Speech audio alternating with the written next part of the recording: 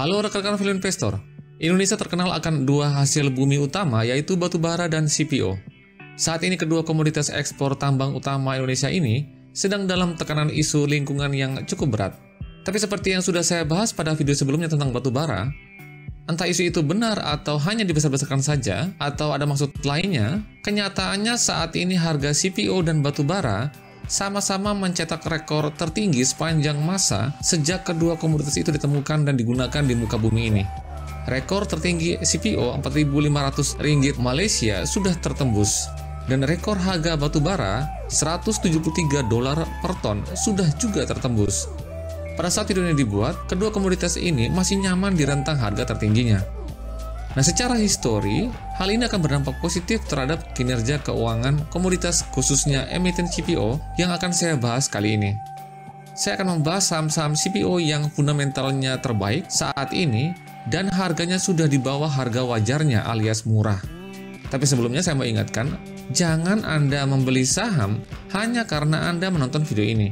Pastikan Anda sudah mempunyai pertimbangan yang tepat sesuai dengan profil risiko dan pertimbangan Anda sendiri. Dan sebelumnya saya mau ingatkan bagi Anda yang belum subscribe, ada baiknya untuk Anda subscribe dulu channel ini sebagai dukungan Anda terhadap channel Leo Sumadi. Sebelum saya membahas saham-saham CPO, saya jelaskan dulu alasan pertimbangan yang membuat saya masih sangat optimis dengan prospek saham-saham CPO paling tidak untuk 5-10 tahun mendatang atau paling tidak sampai dengan tahun 2022 nanti. Yang pertama, kita bisa saksikan untuk saat ini sepertinya pandemi sudah akan berakhir, atau paling tidak akan kembali normal seperti sebelum pandemi. Hal ini dikarenakan vaksinasi yang sangat gencar dilakukan oleh pemerintah. Dan juga Anda lihat tanda-tandanya sudah mulai kelihatan. Dari mulai pemerintah menurunkan level PPKM, lalu anak sekolah di Jakarta mulai uji coba tatap muka awal September ini, pertandingan bola Liga 1 sudah boleh digelar, dan yang menarik lagi di Eropa, yang membuat saya kaget, hampir semua pertandingan sepak bola, terutama di Liga Inggris, Liga Italia, dan Liga Spanyol, penonton di stadion sudah mulai ramai lagi, sudah sama seperti sebelum pandemi tahun 2019 yang lalu. Lalu apa hubungannya dengan CPO? Dengan dibukanya aktivitas masyarakat, maka akan meningkatkan kebutuhan CPO yang memang penggunaannya 68% adalah untuk makanan. Jadi dengan dibukanya kembali mall, restoran, tempat rekreasi, dan lain-lain, akan meningkatkan konsumsi rumah tangga, salah satunya makanan, yang menyumbang 68% dari penggunaan CPO. Alasan yang kedua, penggunaan biodiesel akan meningkatkan konsumsi CPO global. Saat ini Indonesia sudah berada di level B30 penggunaan biodiesel. Setiap penambahan kandungan biodiesel 10 satuan akan memerlukan CPO sebesar 3-4 juta kiloliter. Diprediksi jika Indonesia sudah mampu mencapai level B80 sampai dengan B100, maka hampir semua produksi CPO Indonesia akan mampu terserap di dalam negeri. Jadi tidak perlu lagi ekspor, tidak perlu lagi takut dijegal oleh negara lain, khususnya untuk Eropa. Dan yang menariknya lagi, negara-negara lain pun ternyata mengikuti jejak Indonesia untuk membuat nilai tambah bagi CPO dengan memproduksi biodiesel, seperti Thailand, Malaysia, dan juga Cina. Nah, khusus untuk Cina, Anda perhatikan walaupun masih di level B10, tapi kebutuhannya sudah 9 juta kiloliter, dan ini tentunya akan bertambah dan meningkat ke depannya. Itulah kenapa saya bilang permintaan CPO global akan tetap meningkat, karena memang CPO ini masih sangat dibutuhkan. Alasan yang ketiga, tingginya peternak babi di Cina. Nah, ini apa kaitannya dengan CPO? Pada tahun 2020 yang lalu, jumlah peternak babi di Cina meningkat pesat sekitar 20% daripada biasanya. Hal ini dikarenakan permintaan daging babi yang meningkat di Cina. Nah, jumlah babi yang meningkat ini akan meningkatkan permintaan akan kedelai. Nah, kalau di Indonesia kan kedelai lebih banyak dimanfaatkan untuk hanya membuat tahu dan susu kedelai kan? Nah, kalau di Cina, kedelai akan digiling supaya ampasnya ini akan dijadikan makanan buat babinya. Dan sarinya itu akan dibuatkan minyak kedelai. Nah, selama ini, antara kedelai dan CPO ini, ada hubungan substitusi yang saling berhubungan. Jika permintaan kedelai naik, harganya pun naik, maka permintaan CPO pun akan naik dan harganya pun akan naik. Jadi akan saling mengikuti. Nah, inilah yang menjelaskan kenapa akhir-akhir ini CPO tetap stabil di kisaran harga tertingginya, ya karena salah satunya meningkatnya permintaan dari Cina karena hal ini. Alasan yang keempat, cuaca ekstrim La Nina yang menyebabkan produksi kedelai akan turun. Nah, ini hubungannya masih sama seperti yang tadi sudah saya jelaskan. Cuaca La Nina akan menyebabkan curah hujan di benua Amerika sebagai salah satu produsen kedelai terbesar di dunia akan menyebabkan produksi kedelai akan turun. Nah, tanaman kedelai ini sangat sensitif terhadap jumlah air yang terlalu banyak. Jika banyak hujan, maka tanaman akan sering terendam air, dan pada akhirnya tanaman kedelai tidak bagus untuk berbuah. Hal inilah yang akan mengerek harga CPO ke depannya, karena kekurangan suplai kedelai akan meningkatkan harganya, dan pada akhirnya akan meningkatkan juga harga CPO. Alasan yang kelima, atau yang terakhir, ternyata larangan ekspor CPO ke Eropa baru akan diterapkan pada tahun 2030 mendatang. Jadi bukan sekarang ya. Jadi sampai saat ini, Indonesia masih bisa mengekspor CPO ke Eropa. Dan sebenarnya emiten CPO masih akan bisa memasarkan CPO-nya ke Eropa dengan syarat ada dokumen lingkungan seperti RSPO yang menjamin pengelolaan CPO dari emiten tidak merusak lingkungan. Nah, ada isu lain tentang investor besar sudah mulai sadar akan investasi pada emiten yang ramah lingkungan, sehingga mereka mulai meninggalkan sektor CPO. Nah, ini sepenuhnya tidak benar ya. Yang benar itu adalah mereka tetap akan berinvestasi pada sektor perkebunan, khususnya CPO, yang bisa menerapkan standar lingkungan yang baik dalam proses bisnisnya. Jadi asalkan emiten itu punya komitmen yang kuat terhadap pengelolaan lingkungan yang baik, investor tetap akan melirik lagi saham ini, terutama yang berfundamental bagus. Dan semua CPO yang akan saya bahas ini sudah punya standar lingkungan yang berlaku secara global, seperti standar RSPO tadi. Oke, itulah kelima alasan kenapa prospek CPO ke depannya masih sangat menjanjikan. Emiten CPO yang pertama adalah sawit sumber mas sarana dengan kode saham SSMS. Nah, khusus untuk emiten perkebunan, hal yang perlu kita perhatikan adalah productivity yield. Indikator ini menunjukkan tingkat produktivitas lahan perkebunan yang dapat menghasilkan sesuatu bagi perusahaan. Jadi di sini dalam hal ini adalah perusahaan CPO. Productivity yield ini menghitung berapa ton tandan buah segar sawit yang dapat dihasilkan dalam 1 hektar.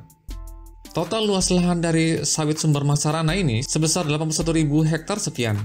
Nah, total produksi tandan buah segar sawit yang dapat dihasilkan dalam 1 tahun sebesar 1 juta ton sekian, 1,6 juta ton.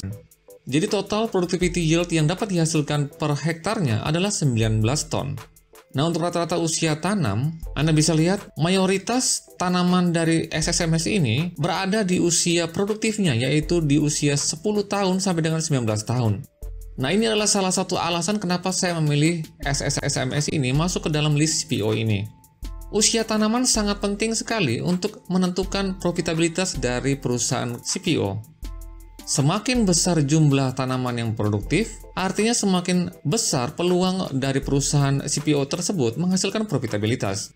Lalu, dengan semakin banyak tanaman yang produktif, artinya semakin sedikit atau semakin kurang biaya yang akan dikeluarkan. Jadi perawatan, pemupukan untuk tanaman-tanaman yang masih produktif memerlukan biaya yang lebih sedikit ketimbang tanaman-tanaman yang sudah tua, yaitu yang usianya di atas 20 tahun. Karena itu, saya menyertakan analisa usia tanaman ini untuk membandingkan satu emiten CPO dengan emiten CPO lainnya. Nah, untuk kinerjanya, Anda perhatikan, pendapatannya pada kuartal kedua ini naik 18%, lalu laba bersihnya juga naik lebih besar lagi, yaitu sebesar 152%. Nah, untuk breakdown penjualannya, kita perhatikan 98% penjualan SSMS berasal dari penjualan CPO, lalu hanya 2% yang berasal dari penjualan palm kernel. Nah, untuk indikator solvabilitasnya kita perhatikan, hutangnya terlihat lebih besar dari ekuitasnya, tapi di sisi lain hutang jangka pendeknya lebih kecil dari aset lancarnya. Nah, ini sekilas kita lihat bahwa SSMS ini punya solvabilitas yang cukup baik karena terutama hutang jangka pendeknya lebih kecil daripada aset lancarnya. Tapi yang perlu diperhatikan di sini ada catatan untuk hutangnya. SSMS ini punya hutang obligasi dalam dolar. Jumlahnya sebesar 4,3 triliun. Nah, hutang obligasi ini setara dengan 55% dari total hutang secara keseluruhan. Nah, karena hutang ini dalam dolar, maka sawit sumber mas sarana beresiko terkena resiko fluktuasi nilai tukar rupiah terhadap dolar. Karena kalau Anda perhatikan, pendapatan dan laba bersihnya dihitung dalam rupiah, tetapi ternyata dia mempunyai hutang dalam dolar. Jadi ini meningkatkan resikonya terhadap fluktuasi nilai tukar. Berikutnya kita akan lihat valuasi dan harga wajarnya. Nah, ini ada data yang menunjukkan PBV rata-rata sawit sumber mas sarana selama 5 tahun terakhir. Kita perhatikan grafik berwarna orange yang disebut sebagai mean PBV, artinya dalam 5 tahun terakhir ini, saham SSMS biasanya diperdagangkan dengan PBV sebesar 2,92 kali. Nah, saat video ini dibuat, PBV-nya sebesar 1,56 kali. Artinya jika kita yakin suatu saat saham SSMS ini akan kembali ke rata-ratanya selama 5 tahun terakhir, ya kita bisa hitung harganya, kita cari dulu book value per share, rumusnya ekuitas dibagi jumlah saham yang beredar. Nah, angkanya di sini saya sudah dapat 528, lalu kita gunakan dulu yang minus 1, PBV standard deviation-nya, sebesar 1,89 kali, yang ditunjukkan oleh grafik berwarna hijau. Nah, hasil perkalian antara book value per share dengan minus 1 PBV-nya ini, kita dapat harga wajarnya harusnya sebesar Rp998 per lembar saham. Saat ini harganya sebesar Rp825 per lembar saham. Maka kita bisa dapat MOS sebesar 17,33%. MOS ini didapat dengan menggunakan standar dari minus 1 PBV standard deviation band-nya. Nah, kalau kita naikkan level confidence kita ke min PBV-nya di angka 2,92 kali, rata-rata PBV-nya selama 5 tahun terakhir, sama caranya kita juga kalikan dengan book value per share-nya, Rp528 per lembar saham, maka kita bisa dapat harga wajarnya sebesar Rp1.542 per lembar saham.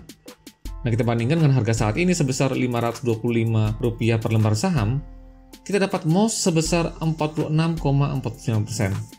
Nah, harga wajar di sini bisa Anda tentukan sendiri sesuai dengan level confidence yang bisa Anda terima. Jika Anda optimis, Anda bisa menggunakan level yang lebih tinggi seperti min PBV. Jika Anda masih kurang percaya diri, Anda bisa turunkan levelnya, Anda pakai saja yang min 1. Emiten CPO yang kedua adalah Astra Argo Lestari dengan kode saham AALI. Nah, sama seperti penjelasan tadi, untuk emiten perkebunan, penting untuk kita lihat productivity yield-nya. Indikator ini menunjukkan menghasilkan berapa ton sawit dalam 1 hektar. Nah, luas lahan dari AL ini sebesar 287.000 sekian hektar. Nah, total produksi TBS-nya selama 1 tahun, ini data untuk tahun 2020 sebesar 4,6 juta ton sekian. Nah, kita dapat angka productivity yield-nya sebesar 16 ton per hektar. Artinya dalam 1 hektar, perkebunan dari AL ini mampu menghasilkan 16 ton. Lalu untuk usia tanam, kita perhatikan ternyata mayoritas dari tanaman sawit AAL ini sudah berumur tua ya. Hal ini kita bisa lihat dari usia tanaman yang lebih dari 20 tahun, mencapai 43% dari total keseluruhan tanaman sawit milik AALI. Tapi untuk usia tanam yang produktif juga cukup banyak, yaitu jumlahnya sebesar 42% dari total keseluruhan tanaman. Nah, sekali lagi, untuk usia tanaman ini penting untuk kita perhatikan karena semakin tua tanaman sawit, maka biaya yang dikeluarkan pun akan semakin besar. Nah, semakin produktif atau semakin muda tanaman sawit ini, biaya produksi yang dikeluarkan akan semakin sedikit. Nah, ini akan menentukan profitabilitas dari emiten sawit yang bersangkutan. Nah, salah satu alasan kenapa saya memilih saham Astra Argo Lestari ini masuk dalam list adalah dalam industri perkebunan, hal yang terpenting lainnya adalah research and development untuk menemukan bibit unggul. Nah, bibit unggul ini yang akan menentukan profitabilitas dari perusahaan-perusahaan perkebunan. Jika perusahaan berhasil mendapatkan bibit unggul yang bagus, maka akan meningkatkan hasilnya. Dan sejauh ini saya melihat research and development dari ALI ini berjalan dengan sangat baik. Perusahaan mengklaim sudah menemukan bibit unggul yang dapat ditanam 1 hektarnya jauh lebih banyak ketimbang bibit-bibit lainnya. Nah, biasanya dalam 1 hektar lahan sawit itu, biasanya dapat ditanamin sebanyak 130-an bibit sawit, karena jarak penanaman antar pohon itu berkisar antara 9 meter saja. Nah, Astra Argo Lestari mengklaim telah menemukan bibit unggul yang dapat ditanam dengan jarak yang lebih pendek, yaitu sekitar 4-5 meter saja. Nah, itu artinya dalam 1 hektar lahannya dapat ditanamin bibit sawit sebanyak kurang lebih 150 sampai dengan 160 bibit sawit dalam 1 hektar. Nah, berikutnya kita lihat untuk kinerjanya. Sampai dengan kuartal kedua, pendapatan dari ALI meningkat sebesar 19%. Dan laba bersihnya meningkat lebih tinggi lagi, yaitu sebesar 70%. Lalu untuk breakdown produknya, kita perhatikan 92% produk dari ALI ini berupa CPO dan 8%-nya berupa palm kernel. Nah, untuk kualitas hutangnya terlihat sangat baik ya. Hutangnya lebih kecil dari ekuitasnya. Lalu hutang jangka pendeknya juga lebih kecil dari aset lancarnya. Nah, terlihat indikator solvabilitas dari ALI ini sangat terlihat sehat karena hutangnya dapat cover yang lumayan tebal dari ekuitas dan aset lancarnya. Hanya saja yang perlu mendapat perhatian di sini adalah ada beberapa hutang ALI yang bermata uang dolar juga, seperti halnya tadi SSMS. Nah, ini artinya Astra Argo Lestari ini sangat rentan terhadap resiko nilai tukar rupiah terhadap dolar. Karena sekali lagi, pendapatan dan laba bersihnya dihitung dalam rupiah, tetapi dia mempunyai hutang dalam dolar. Tapi sejauh ini saya melihat solvabilitas dari AL ini masih terlihat lebih baik ketimbang SSMS tadi. Karena kita perhatikan perbedaannya lumayan jauh ya antara ekuitas, lalu hutang lancarnya, dengan hutang secara keseluruhan dan hutang jangka pendeknya. Jadi sejauh ini solvabilitas dari AL ini terlihat cukup sehat. Nah, Anda bisa cek sendiri di laporan keuangannya. Berikutnya kita akan lihat valuasi dan harga wajarnya. Sama seperti penjelasan tadi ya, ini adalah rata-rata PBV dari AALI selama 5 tahun terakhir. Grafik berwarna orange yang disebut sebagai mean PBV, artinya dalam 5 tahun terakhir, saham AALI biasanya diperdagangkan dengan PBV sebesar 1,28 kali. Saat ini PBV-nya sebesar 0,83 kali. Nah, jika kita yakin suatu saat saham AALI ini, terutama saat harga CPO yang sedang naik-naiknya ini, akan kembali ke rata-rata PBV-nya selama 5 tahun, nah kita bisa hitung harga wajarnya, kita cari dulu book value per share. Rumusnya ekuitas dibagi jumlah saham yang beredar. Oh ya, jika Anda malas hitungnya, Anda bisa melihat angka book value per share ini di RTA Mobile, di key statistik lalu ke earning. Nah, di sini saya dapat angkanya Rp10.104 per lembar saham. Nah, di sini kita perhatikan karena harganya masih berada di bawah minus satunya, kita bisa menggunakan yang standar minus satunya ini, yang itu sebesar 0,95 kali. Angkanya ditunjukkan oleh grafik berwarna hijau. Nah, kita kalikan book value per share-nya 10.104 dengan minus 1 PBV-nya sebesar 0,95 kali, kita dapat harga wajarnya sebesar Rp9.599 per lembar saham. Nah, kita bandingkan dengan harga saat ini sebesar Rp8.350 per lembar saham, maka kita masih punya MOS sebesar 13%. Tapi jika Anda optimis, Anda bisa naikkan levelnya ke level min PBV-nya, yaitu sebesar 1,28 kali. Caranya sama, Anda kalikan dengan book value per share-nya 10.104, maka kita bisa dapat harga wajar AALI harusnya sebesar Rp12.933 per lembar saham. Nah, kita bandingkan dengan harga saat ini sebesar Rp8.350 per lembar saham, maka kita masih bisa dapat MOS sebesar 35%. Emiten CPO yang ketiga adalah PP London Sumatra Plantation dengan kode saham LSIP. Nah, ini merupakan anak usaha dari Salim Informasi Pratama yang merupakan bagian besar dari grup Indofood ya. Nah, sama seperti tadi kita cari productivity yield-nya. Total luas lahan dari LSIP ini sebesar 116.000 hektar sekian.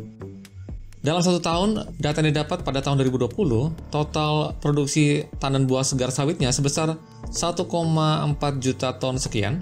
Nah, kita dapat angka productivity yield-nya sebesar 12 ton per hektar. Nah, ini artinya dalam 1 hektar, lahan perkebunan dari LSIP bisa menghasilkan 12 ton tandan buah segar sawit.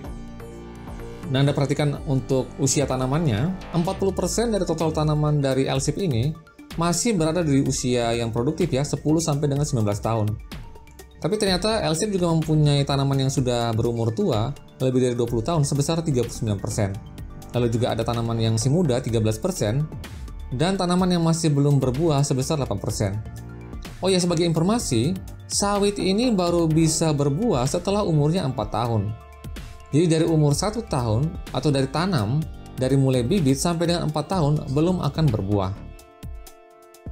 Nah, untuk kinerja kita perhatikan sampai dengan kuartal kedua ini, pendapatannya naik sebesar 39%, lalu laba bersihnya naik juga dengan fantastis sebesar 449%.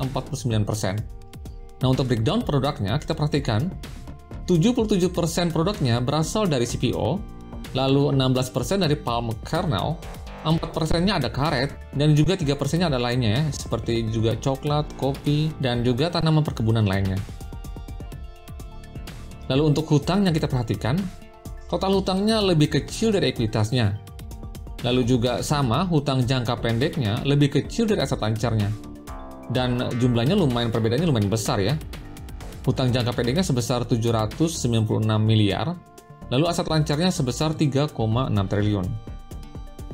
Nah, saya melihat kenapa saya memasukkan LSIP ini juga, karena LSIP ini adalah emiten tersehat hutangnya di antara semua emiten CPO yang saya bahas dalam list ini. Bahkan sudah saya teliti dalam laporan keuangannya, saya hampir tidak menemukan hutang yang mengandung bunga, alias LSIP ini bersih dari hutang. Sehingga profitabilitasnya dapat terjaga tanpa harus khawatir akan beban bunga yang harus dibayarkan setiap periodenya, sama seperti emiten sawit lainnya. Jadi saya melihat nilai unggul dari LSIP ini adalah hutangnya yang cukup sehat, bahkan sangat sehat. Nah, sekarang kita akan lihat harga wajar dan valuasinya LSIP. Kita perhatikan, ini adalah rata-rata PBV dari LSIP selama 5 tahun terakhir. Kita perhatikan grafik berwarna orange yang disebut sebagai mean PBV. Artinya dalam 5 tahun terakhir, saham LSIP ini dihargai dengan PBV sebesar 1,05 kali. Nah, saat video ini dibuat, PBV LSIP sebesar 0,76 kali, yang ditunjukkan oleh grafik berwarna biru yang naik turun ini.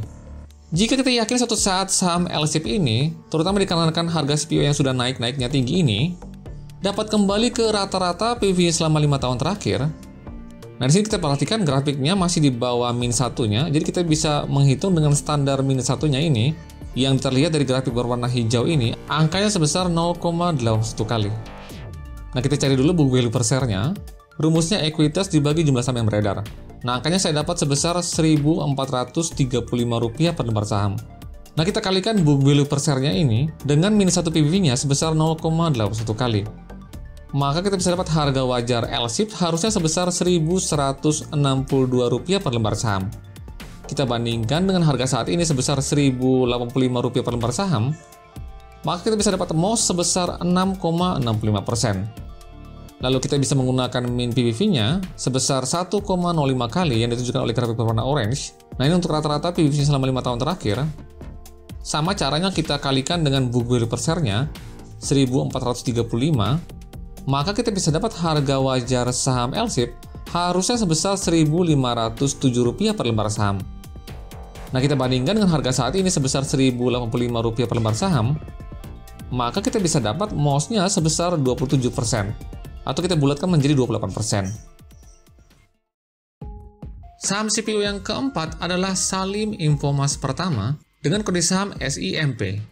Nah, SIMP ini merupakan bagian besar dari grup Indofood.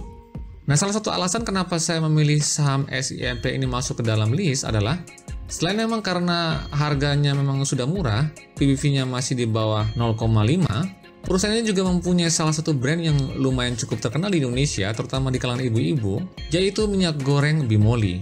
Lalu ada juga untuk buat kue, ada margarin Amanda dan Palmia. Jadi produk turunan dari CPO dari SIMP ini lumayan cukup banyak, dan ini dapat menjamin keberlangsungan produk CPO SIMP ini ke depannya. Total lahan yang dimiliki oleh SIMP ini sebesar 303.000 hektar sekian. Total produksi tanam buah segar sawitnya dalam 1 tahun sebesar 3,7 juta ton sekian. Nah, kita dapat productivity yield-nya sebesar 12 ton per hektar. Nah, ini artinya dalam 1 hektar lahan perkebunan yang dimiliki oleh SIMP ini menghasilkan 12 ton sawit. Nah, untuk usia tanamannya, kita perhatikan lumayan merata ya. 19% masih belum berbuah, umurnya di bawah 4 tahun.